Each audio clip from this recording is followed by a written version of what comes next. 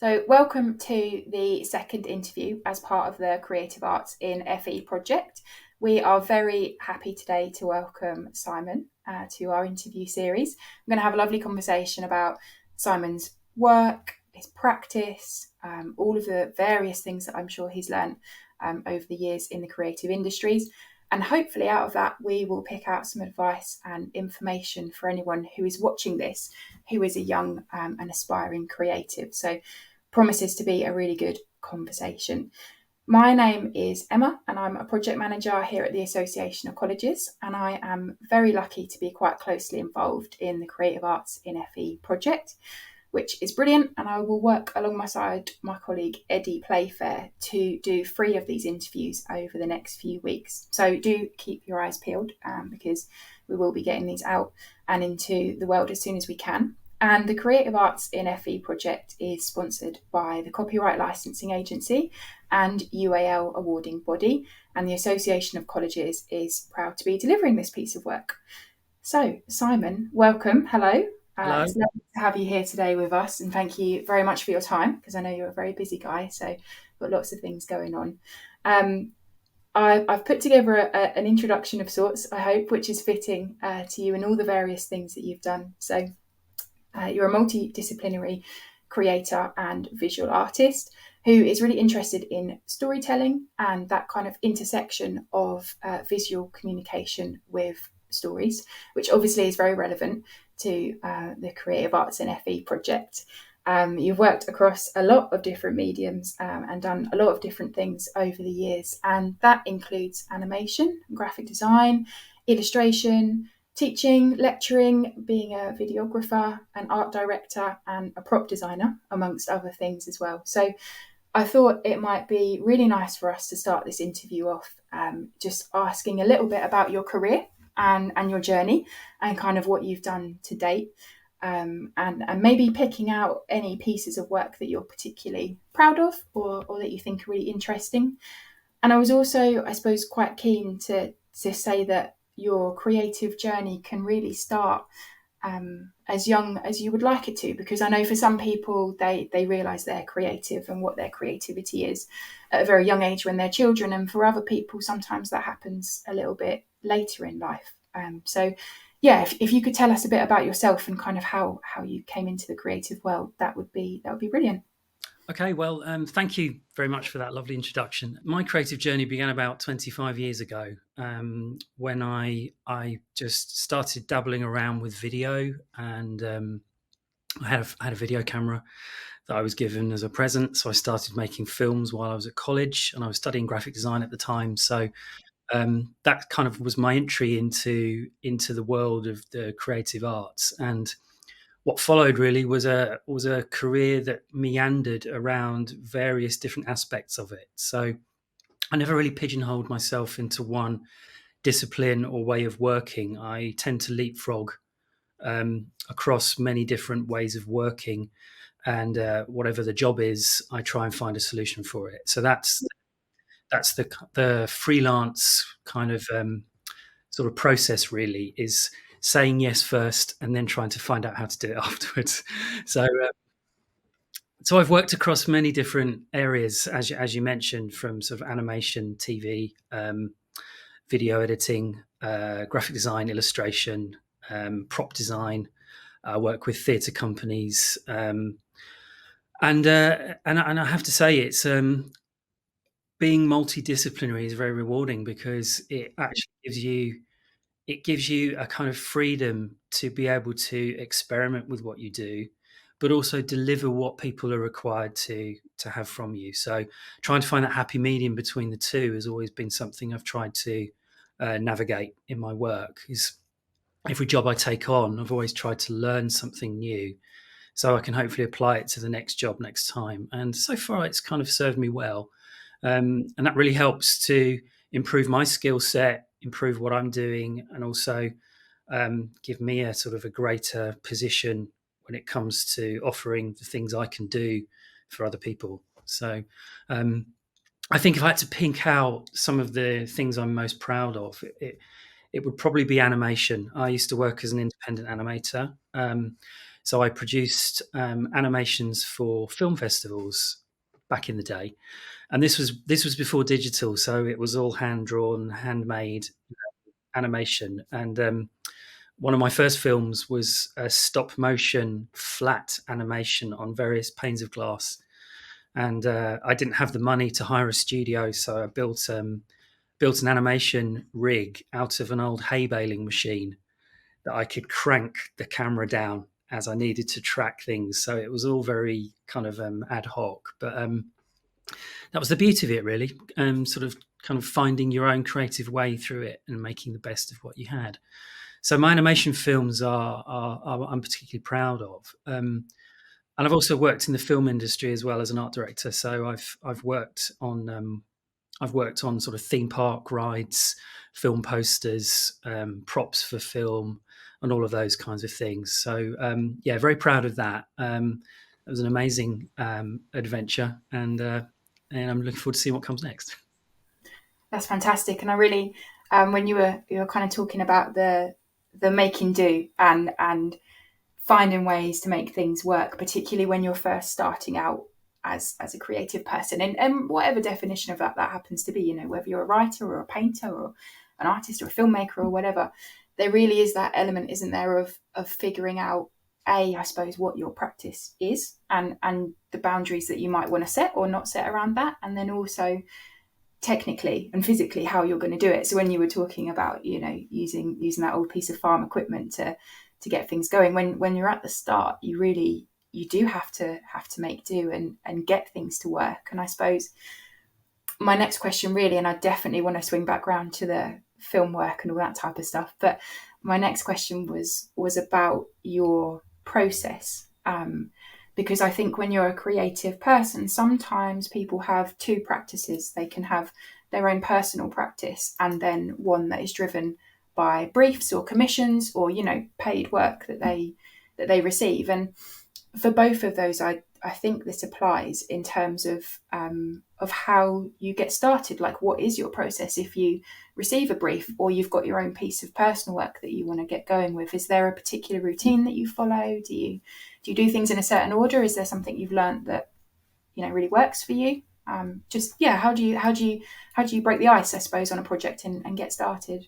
When I first got started, I tried everything because it was so new. I didn't really know what my process was, how to navigate a project, and how to find a way in. And over the years, I've learned that whenever a project comes in, really it's about cracking a code. It's about finding the thing that makes it work.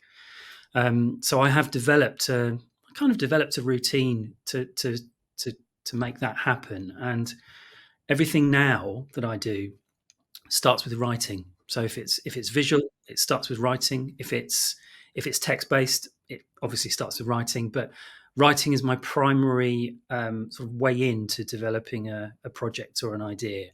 And I have a kind of natural passion for story and mythology and trying to build something around an idea. So what I'll tend to do is scribble lots of ideas that support the central idea that I'm trying to create, even if it doesn't make it into the finished thing. It's like backstory that an author might use for their characters in a book.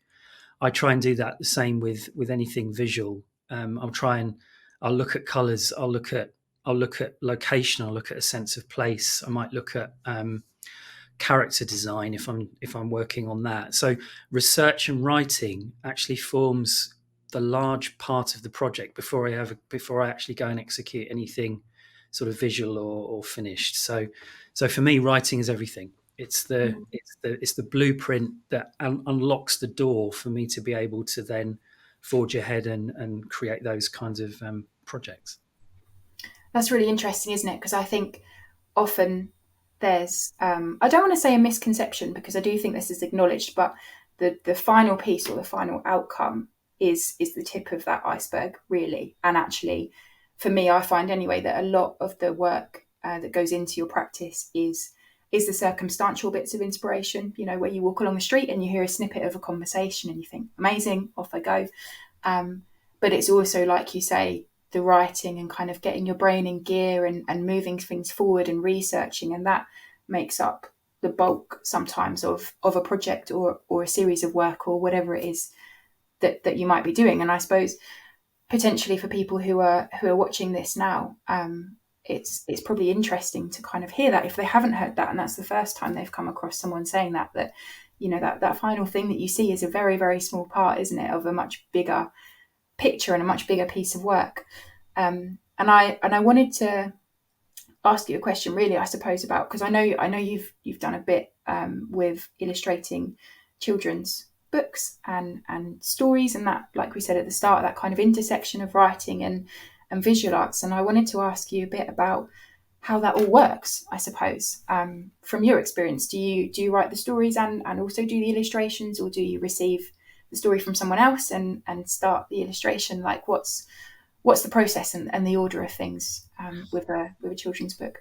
It's for children's books, it's kind of a bit of both of those processes, depending on the project you're working on. So if you're taking main authorship of a story, then you might write and illustrate together. A lot of illustrators will tend to inherit the text from another author and illustrate based on the text that they receive.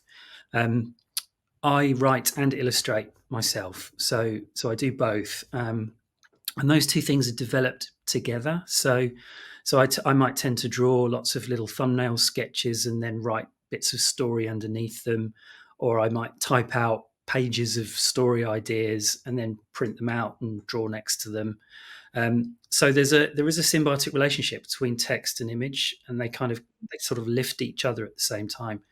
And once you've got the kind of framework of an idea or a story in place, then it goes to the next stage where you start artworking and looking at double page spreads and character design and composition and all of those things that sort of make up interesting visual images of the story. And then that comes backwards and forwards. So you might then have to adapt that depending on if the text changes, or the art director or the commissioning editor that you're working with might say to you, well, we need that image to do something slightly differently.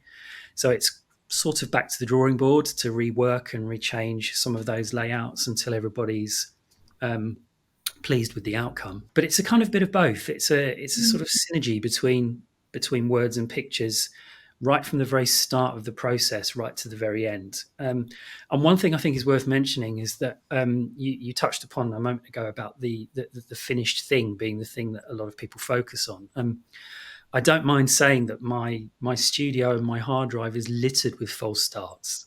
Mm-hmm. So there are so many kind of creative cul-de-sacs that I've gone down, which I've had to reverse from and try something else simply because they haven't worked, or they're not performing properly, or I need to sort of take another approach to making that work. Yeah.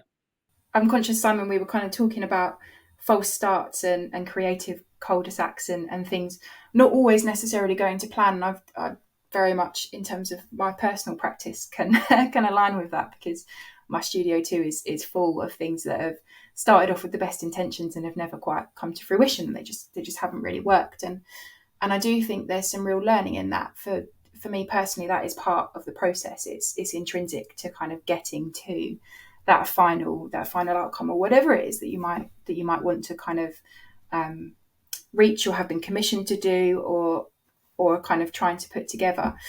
And I suppose that took me quite a long time to learn that it was all right for that to be the case, and for things not to go to plan. Is that something that you've kind of found as well, that, you know, was it like an instant, oh, actually this is okay, or did you kind of tackle that for quite a long time before you were at peace with it, I suppose?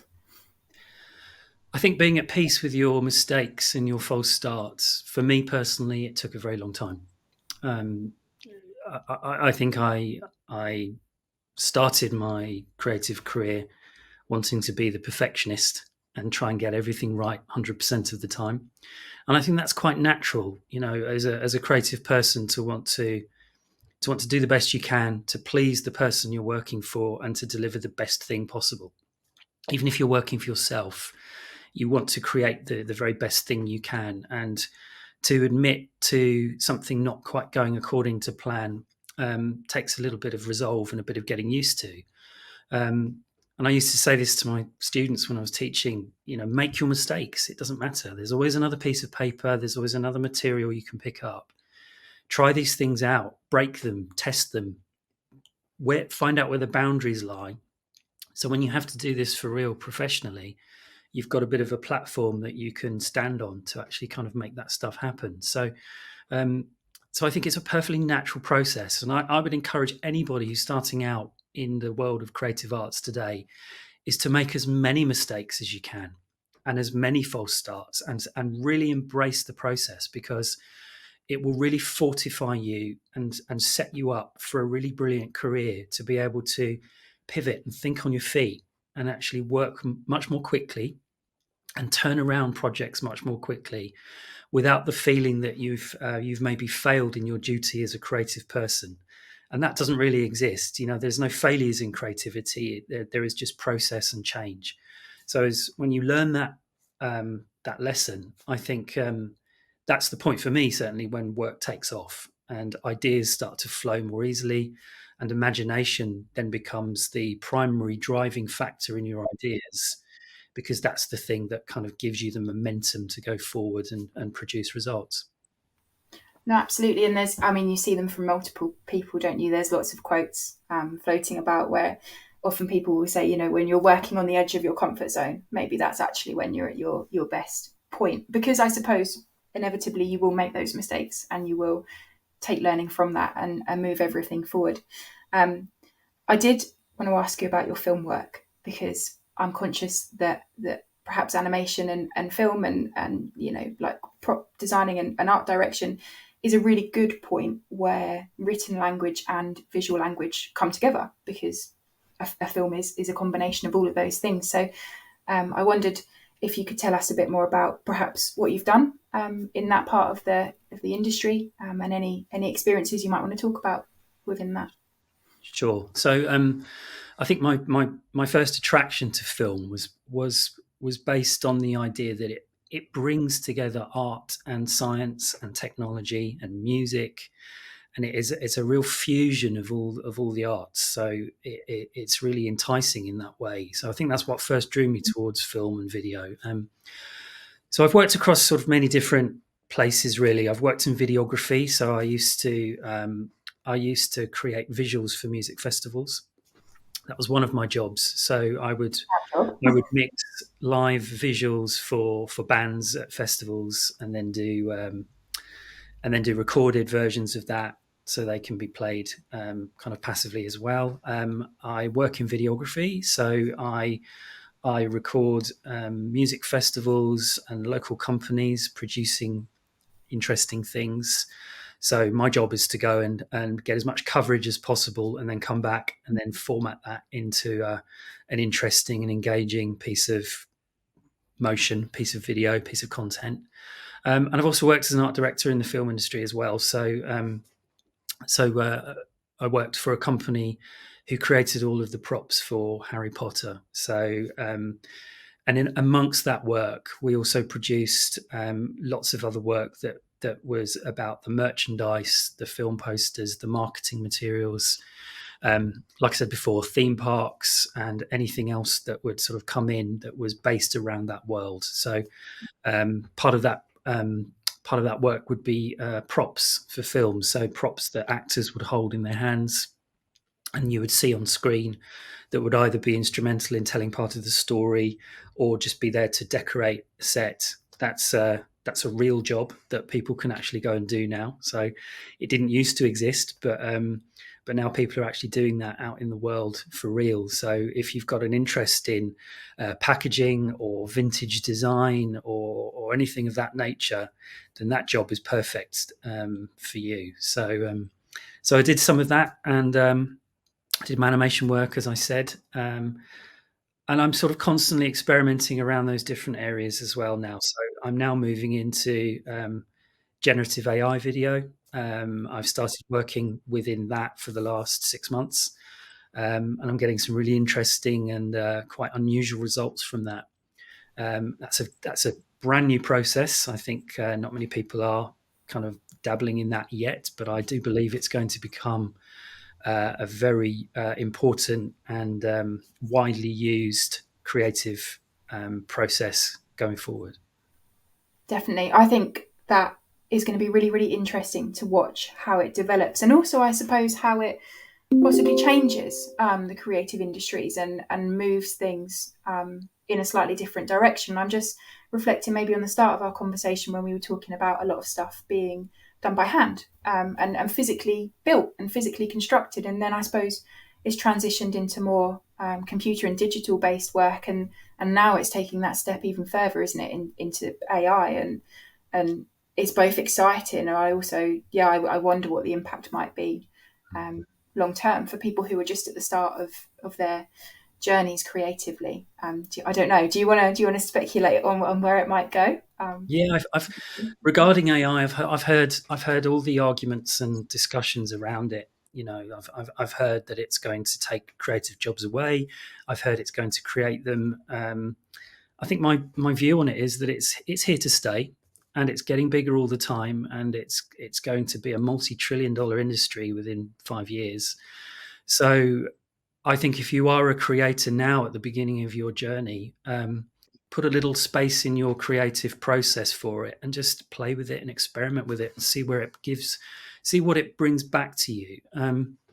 My personal process with AI is that I train a model based on a visual data set. So basically what that means is I've taken previous work I've made before and I feed that into the AI, and that helps me to create new work.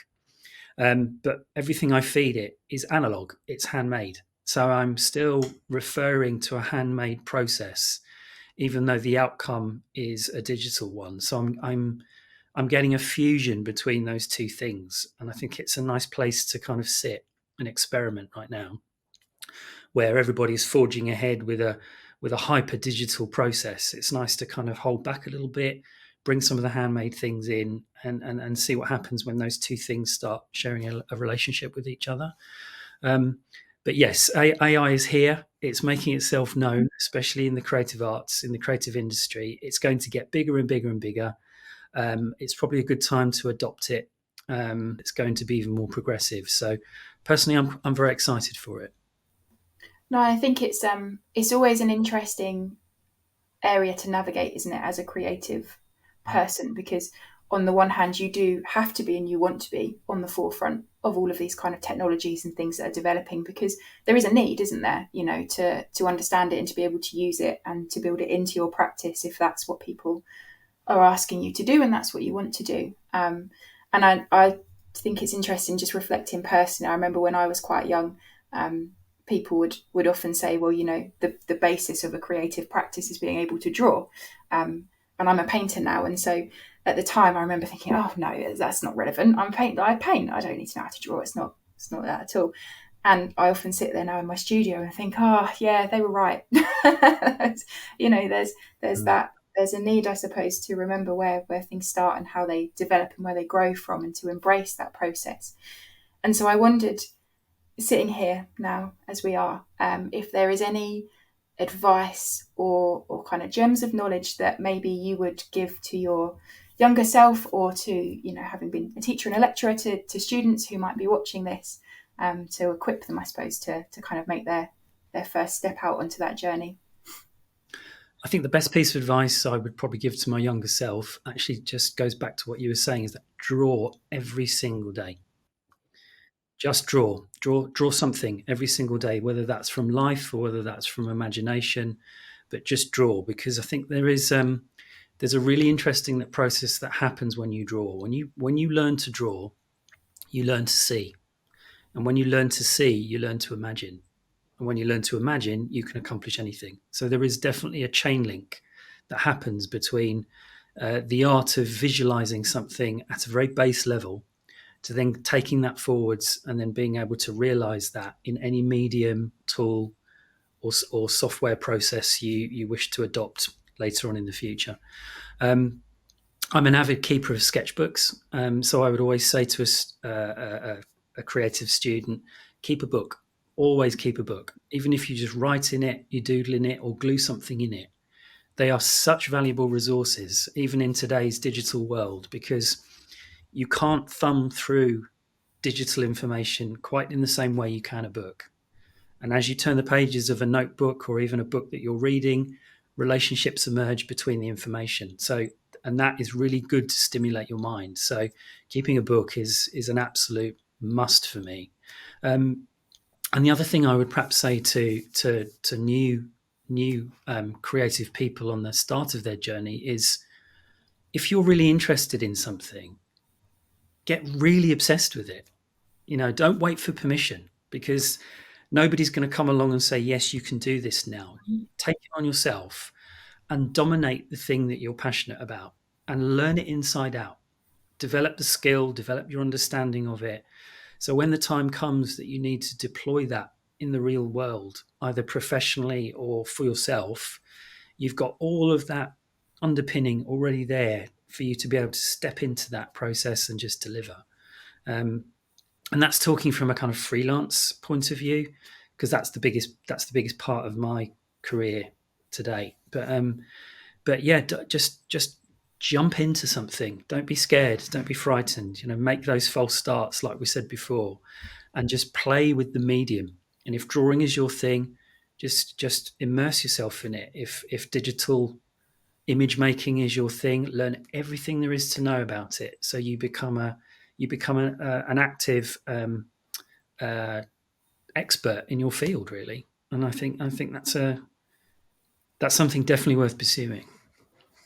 I couldn't agree more. I have got hundreds of sketchbooks that I have dragged from various house and universities and all these different things. And being a few years further down the line now, often, actually, you're right, I do go back through them and I look at them, and there is something about that kind of physical connection, isn't there? Because they take you back to a moment in time, and it fires the whole kind of creative process up. And I know in other interviews that Eddie and I have done as part of this project, we've often talked about interest and being interested and into stuff and how good that is. Like there's a real point in your life, I think, sometimes where you're told that being interested isn't a positive thing. It's not cool, but actually it really is. And you're right, to kind of to go for that and to own your craft and to know everything there is to know about your particular area of interest is a really good skill to have. I've got one last question that I would like to ask, and it's really what is it about creativity and creative outputs and functioning in this kind of creative world that you love the most? What's the thing that it gives you that you really engage with? I think it's quite simple for me, in that my fuel, my obsession since a very early age was my imagination. And I sort of brought that forward from childhood, and it's kind of served me in my work sort of ever since. And I think engaging in creative pursuits, whether it's drawing, AI, music, technology, whatever it is that you pick up, it's imagination made visible. It's being able to take a dream out of your head and place it in front of you and visualize it so other people can share and experience it and enjoy it and learn from it. And that's priceless. As a creative person, to be able to do that with whatever tool you decide to pick up is a gift. And I will never take it for granted, because it's just something which it's something which kind of gives you so much satisfaction in the world, to be able to play with ideas and to visualize them and tell stories and create pictures and make things move and do all of those beautiful, wonderful things that I think we were put here to do. And I will engage in that pursuit forever, I think. And so I would encourage every young creator out there who's just starting, is just don't give up. Try new things and just enjoy the process. Enjoy the moment of doing it.